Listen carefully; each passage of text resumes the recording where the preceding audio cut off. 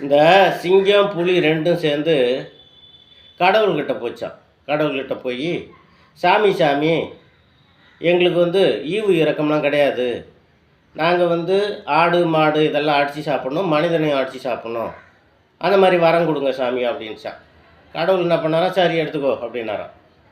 இந்த யானையும், பசுவும் போச்சாம். அது 2ம் என்ன சொல்லிச்சான், "சாமி சாமி, எங்களுக்கு ஈவு இரக்கம்லாங்குது. அதனால நாங்க இந்த பச்சை தழை, இந்த காய்கறி, மட்டைங்க இந்த மாதிரி உள்ளதை சாப்பிட்டுட்டு நாங்கள் உயிர் பிழைச்சிக்கிறோன்னுச்சான். சரி அப்படியே எடுத்துக்கங்க அப்படின்னாராம். 2 மனுஷால் 2 பேர் போயிருக்கிறான்.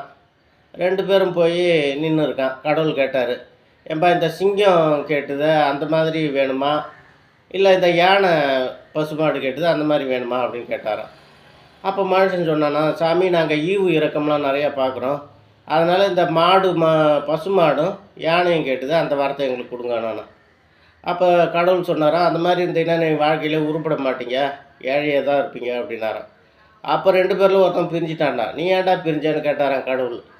அவர் கேட்குறதுல எனக்கு உடன்படிக்கை இல்லைங்க. "அப்போ உனக்கு என்ன வேணும்?" "இந்த சிங்கமும் புலியும் கேட்டுது அந்த வரத்தை கொடுங்க" நானும். "சரியா, அப்போ நீ அப்படி எடுத்துக்கோ, நீ இப்படி போ.